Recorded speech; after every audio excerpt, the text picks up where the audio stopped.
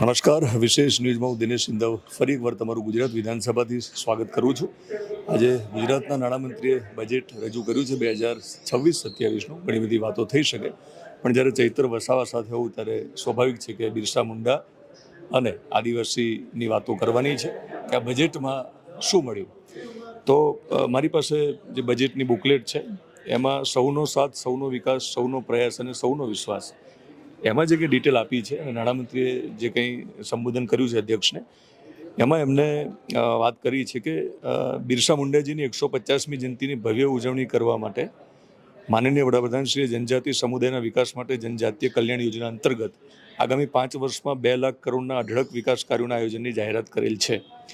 તો તમે આદિવાસી નેતા છો, તમે ધારાસભ્ય પણ છો, તો બિરસા મુંડાજીની 150મી જન્મ જયંતિની ઉજવણી અને નરેન્દ્ર મોદીનું એ વચન યાદ કરાયું છે. શું પ્રતિક્રિયા છે? હા, આજના બજેટ સેશનમાં જ્યારે નાણામંત્રીશ્રીએ બજેટ રજૂ કર્યું અને શરૂઆત બિરસા મુંડાજીની 150મી જન્મજયંતિની ઉજવણી ગૌરવભેર ડેડિયાપાડા ખાતે થઈ અને ત્યાં માનનીય વડાપ્રધાન સાહેબે 2 લાખ કરોડ આદિજાતિ વિકાસ માટે ખર્ચવા આવનારા 5 વર્ષમાં ખર્ચવાની જાહેરાત કરી.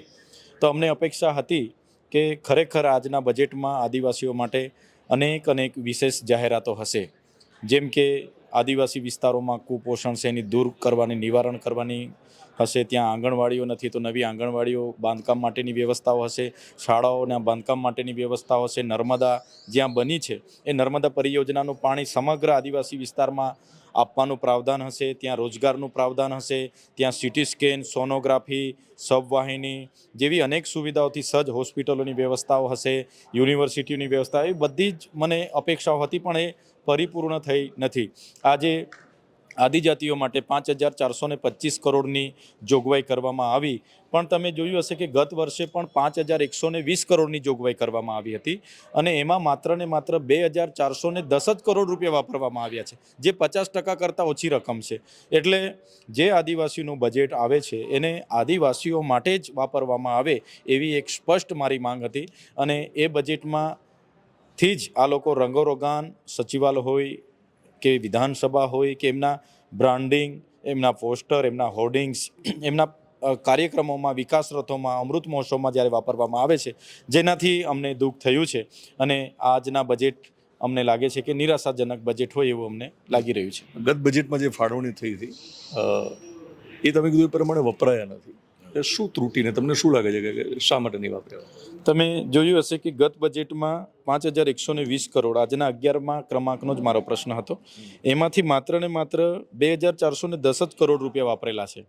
અને આગળ અમને જણાવવામાં આવ્યું છે કે એ બજેટ આદિજાતિના વિકાસ માટેનું GSFSમાં પણ પાર્ક કરવામાં આવ્યું છે, ડેવલપ સપોર્ટ એજન્સીમાં પણ પાર્ક કરવામાં આવ્યું છે, એવી NGOમાં પણ પાર્ક કરીને એ બજેટનો હેતુફેર કરીને, સદરફેર કરીને બીજી જગ્યાએ વાપરવામાં આવે છે, જેના કારણે જ આદિવાસીનો વિકાસ નથી થતો એવું મને સ્પષ્ટ લાગે છે.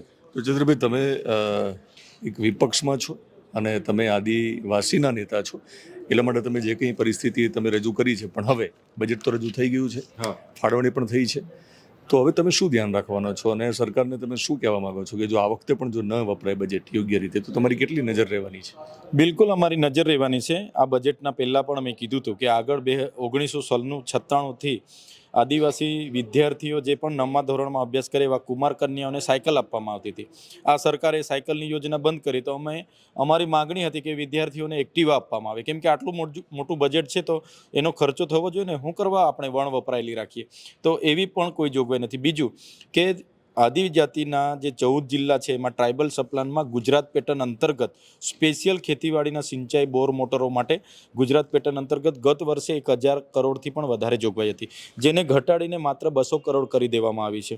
એ જ પ્રકારે ત્યાં કુપોષણ નિવારણ માટે અમને અપેક્ષા હતી કે કુપોષણ નિવારણ માટે એક સારી યોજના જાહેર થશે, પણ આદિજાતિના વિસ્તારમાં પૂરક પોષણ યોજનાના નામે માત્ર ઓછું બજેટ ફાળવવામાં આવ્યું છે, જેનાથી કુપોષણ દૂર થાય એવું અમને લાગતું નથી.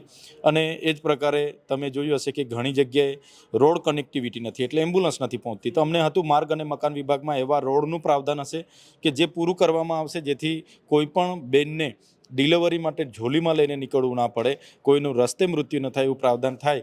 પણ ગ્રામ્ય વિસ્તારમાં 52% આજે વસ્તી વસે છે, છતાં ગ્રામ્ય વિસ્તારની અવગણના કરીને શહેરી વિસ્તારમાં મોટું બજેટ ફાળવીને એમની મત બેંકને સાચવવાના પ્રયાસો થયા હોય એવું મને લાગે છે.